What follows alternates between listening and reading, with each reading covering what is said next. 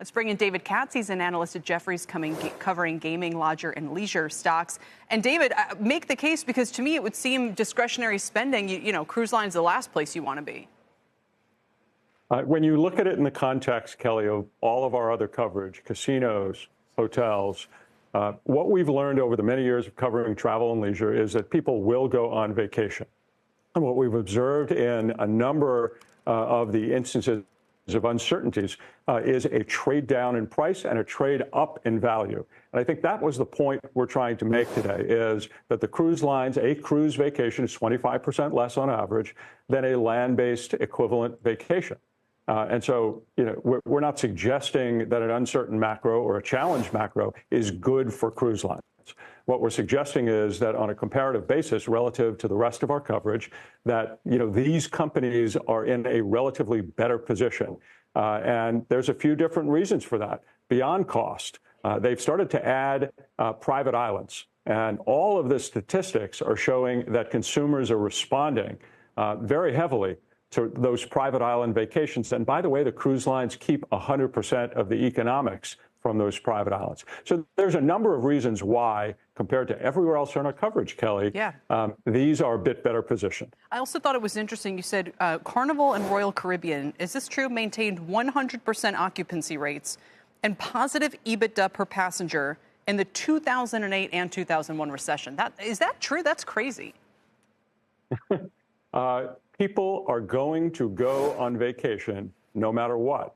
And it's just a question of where and how, right? And, you know, I think that's a part of the, you know, down trade dynamic or up trade in value, as I said, you know, that occurs. And it's occurred through a number of different cycles. And the other statistic we cited in our note is that EBITDA per passenger was positive for those companies through those periods of time.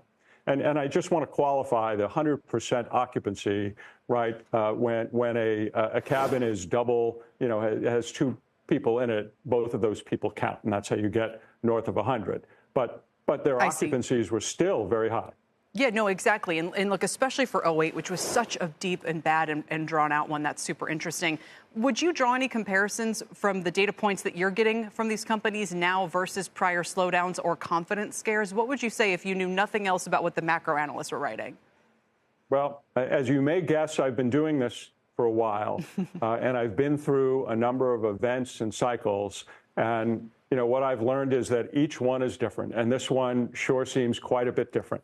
What we do for a living every day is try and bracket the worst case scenario and the best case scenario. And this one is particularly difficult because of the uncertainties around it.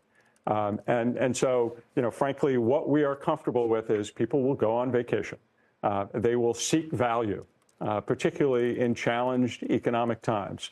And the cruise lines are delivering better and better value. One of the things that we like best in the buy-rated names, which are Carnival and Norwegian, is there have been changes in leadership. And we've felt over the many years that those companies have left a lot on the table in terms of value and execution.